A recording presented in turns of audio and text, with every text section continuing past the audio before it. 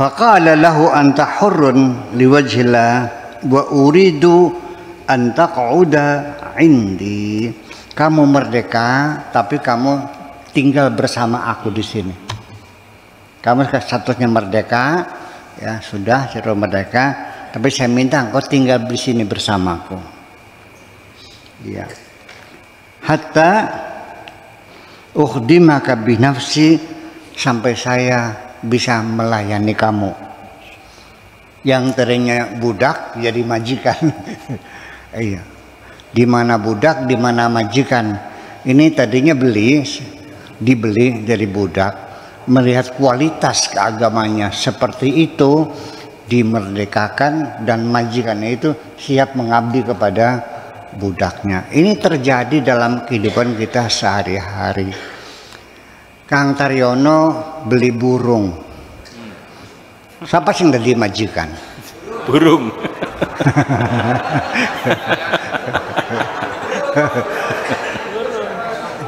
Iya, yang ngasih makan burung siapa? Taryono. Yang ngasih minum? Taryono. Yang ngebersihin tainya? Jadi yang jadi majikan mana?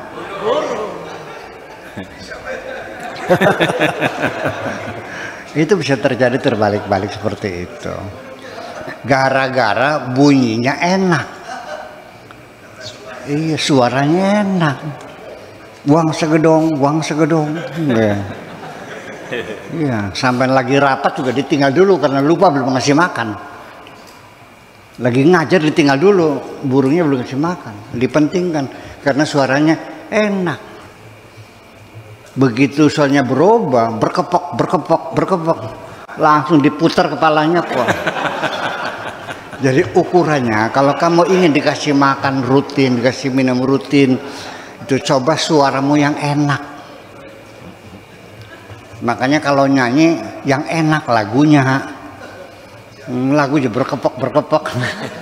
Iya, lagunya yang enak. Nah, lagu yang paling enak di sisi Tuhan adalah yang paling lengkap, yang paling sekali, yaitu subhanallah walhamdulillah wala ilaha illallah wallahu akbar. Itu lagu yang paling disukai, lengkap. Ada tasbihnya subhanallah, ada hamdalahnya subhanallah walhamdulillah, ada hailalahnya wala ilaha illallah, ada takbirnya wallahu akbar, paling lengkap. Yang sering-sering saja bernyanyi di tengah alam dengan lagu yang paling disukai Tuhan, insya Allah kamu dikasih makan sekenyang-kenyangnya. Ya, yang enak lagunya. Itulah ceritanya. Ini mesti diureh semuanya itu. Wa mali, dan juga hartaku silakan kau pakai semuanya. Kullu man arafallah azza wa jalla, siapapun, semua orang yang sudah kenal Allah, la yabqa lahu iradatun wala ikhtiyar, pasti sudah tidak akan ada lagi keinginan dan cita-cita. Semuanya terserah Allah. Wa qalu sami'na wa ata'na ghufranaka rabbana wa ilaikal masir. Sami'na, mereka mengatakan sami'na, siap kami terima segala keputusanmu. Wa ata'na, dan siap kami laksanakan segala keputusanmu. Ketika ada kesalahan, ghufranaka, ampunilah kami. Wa ilaikal masir, keputusan terakhir engkau yang menentukan. Betapa indahnya ayat ini, dan dibaca setiap tahlil, tapi beli paham-paham. Betul enggak? Iya. Setiap tahlil dibacakan doa terakhir ya. Iya. Itu ya udahlah, mudah-mudahan paham. Siap menerima segala keputusan Allah dan siap melaksanakannya. Kalau tidak siap juga kamu tidak bisa menghindar kok. Siap? dan tidak siap, sama kamu akan menjalaninya. Itu kan goblok banget. Kecuali kamu bisa milih untuk menghindari, nggak bisa aja.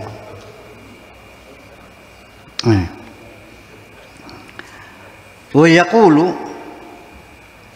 is alayya minni, ini bahasa lokal ya. Is alayya minni, apa urusanku sekarang? Di mana kehebatanku? Itu dengan nurut aja kok begitu.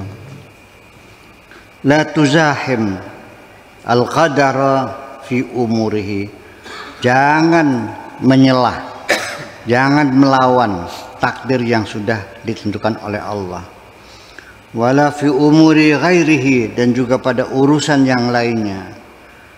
Ahadu afradi min ibadillahi azza wa jalla, ada orang-orang di antara hamba-hamba Allah yazhaduna fil khalqi wa yasta'nisuna bil khalwati bil khalawati, ya.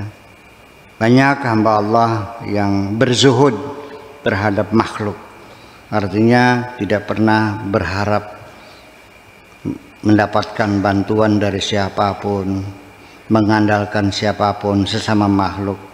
Semuanya hanya mengandalkan kepada Allah Subhanahu wa taala dengan banyak berkholwat, Ini kalau kita belajar tasawuf itu selalu kholwat itu melekat.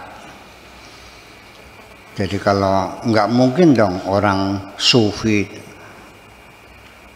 tiap hari masuknya ke diskotek, night club, kan nggak mungkin.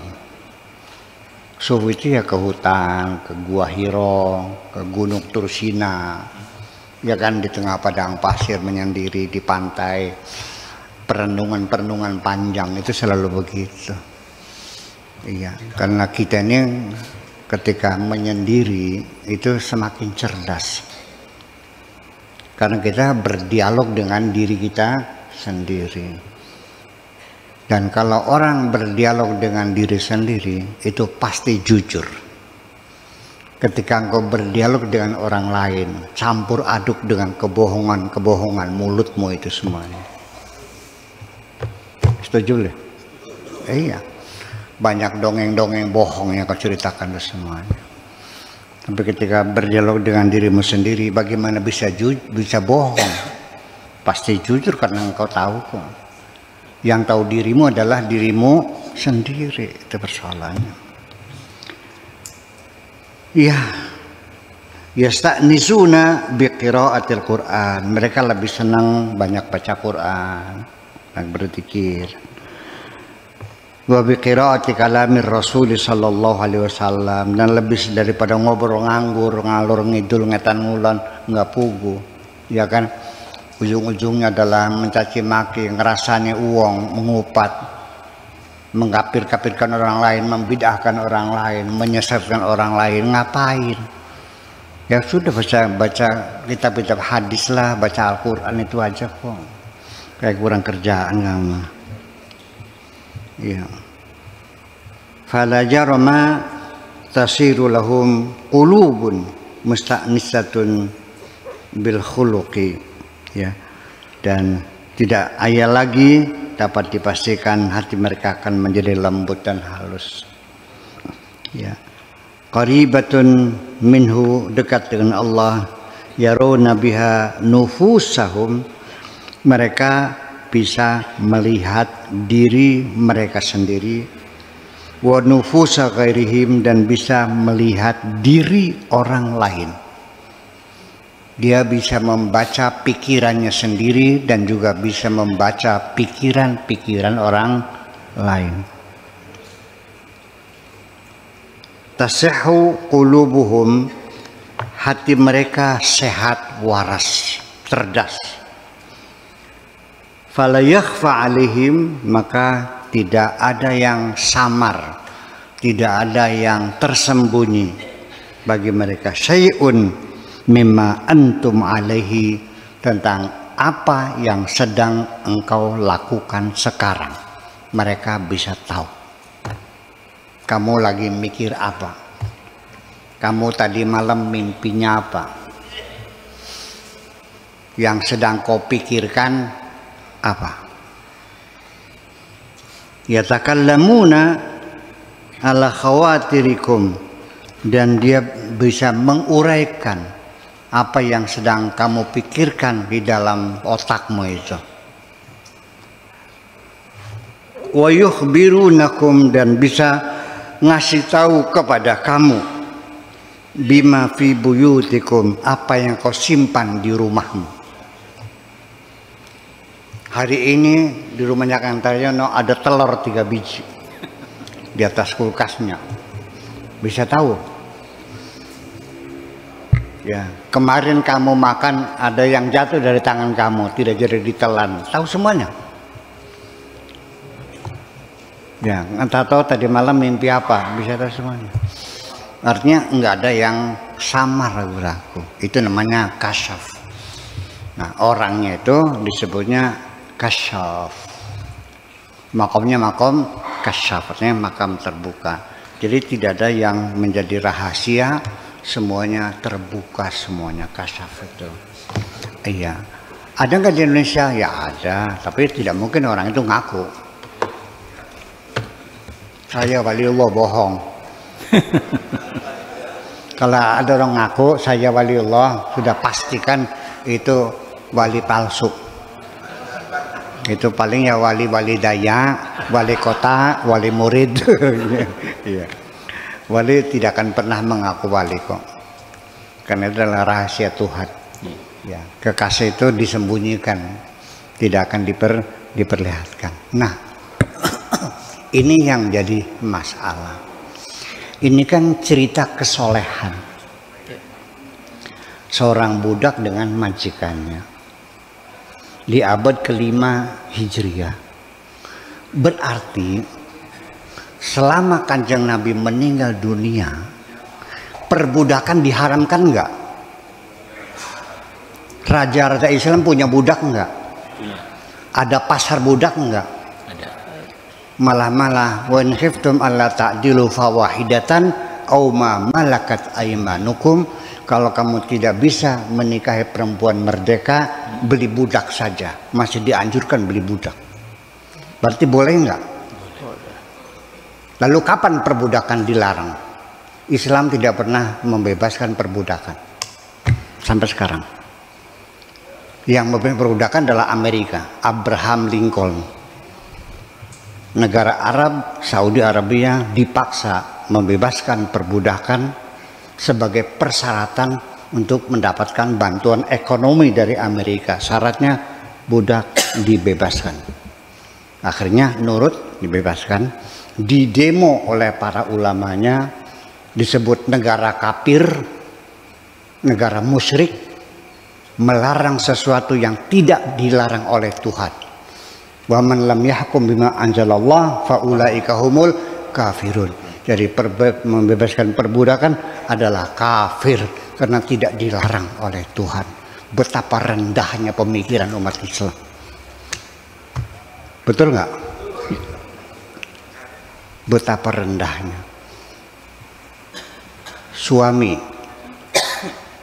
masalah perceraian, semua mazhab, Syafi'i, Maliki, Hambali, ya kan, Maliki dan semuanya itu tidak pernah mengangkat perceraian ke pengadilan, tapi diserahkan kepada privasi rumah tangga sebagai hak prerogatif seorang suami. Asal suami bilang kamu cerai, ya udah selesai. Korbannya bergelimpangan di depan mata kita. Perempuan-perempuan yang menderita dicerai oleh suaminya tanpa proses pengadilan. Undang-undang pernikahan tahun 74 diratifikasi oleh DPR kita dan disahkan sebagai undang-undang pernikahan, didemo oleh umat Islam sampai meja DPR-nya diinjak-injak, dibalik-balik, dirusakkan semuanya. Kenapa? Ya, melarang sesuatu yang tidak dilarang Allah. Allah mengizinkan suami menceraikan istrinya. Kenapa negara melarang? Harus diproses pengadilan. Jadi maunya apa?